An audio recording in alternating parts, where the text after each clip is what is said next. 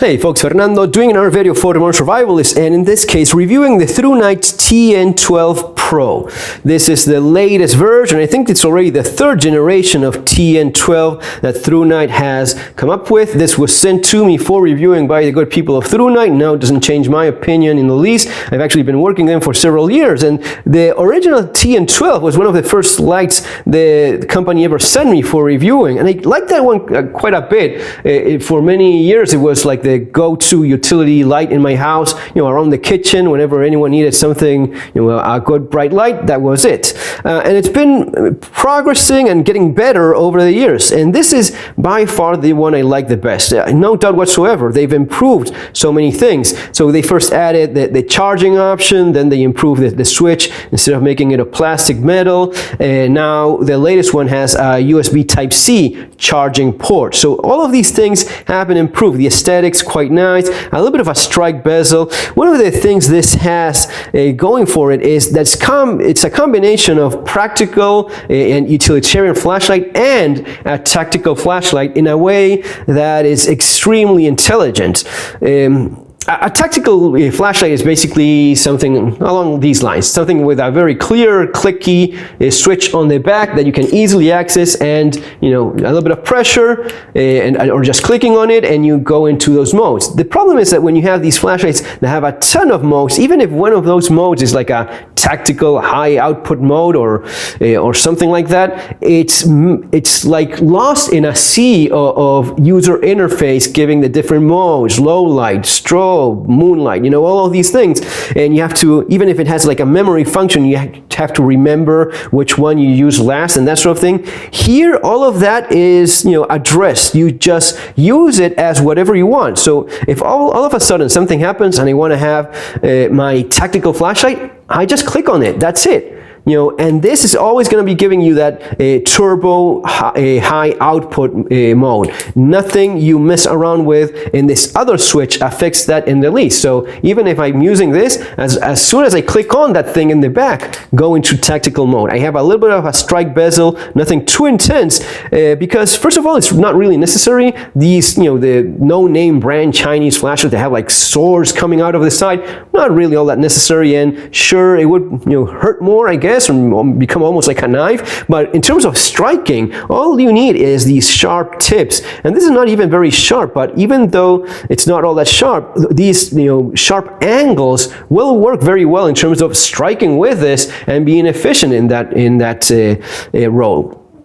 All of that in a light that is still very much a format that lends itself just as well for a utility practical flashlight. Basically, you just turn it on, look around, you go through those modes, you keep it pressed, goes low, medium, and high. You go through those modes. You can even go into the, with a quick 3-click, you go into the strobe mode. That would be maybe the difference, but I like that they didn't mess with the tactical aspect. Just give me light as much as you can when I need it fast, and I can even decide on how I do that myself without making the noise with the clicky. Besides that, you have the firefly mode, which is keeping it a long press, and you go into half lumen mode.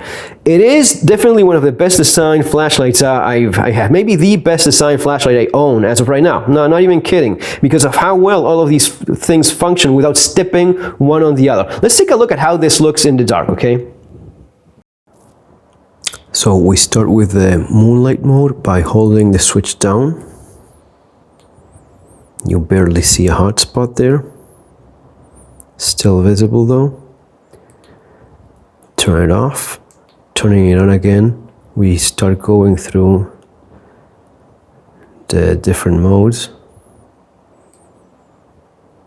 Low, medium, low, medium, high, low, medium, and high. Now if we click on the switch, the tail clicky, we go into that turbo mode, and you definitely see a clear hot spot with no artifacts or rings. Nice. So as you saw, it's a nice bright hot spot without any rings, lines, dark things going on there, any artifacts as it's called. You know, it's a very even light, and they even achieve that without using the common tactic of using an orange peel reflector, right, so as to smooth things. No, this is a nice mirror-like reflector, and in spite of being so small, you see how well it focuses that light, and it's going to be having a lot of throw without having to be, you know, big in terms of, you know, the large head of a reflector so as to get more of that. No, even with a small one, it's that well designed, it still achieves that great effect of having a lot of throw in your light. Now, I had a recent you know, power issue in my house, and I used this one, and in terms of the practical role, it's, you know, you cannot find much to complain about or point out that needs to be improved.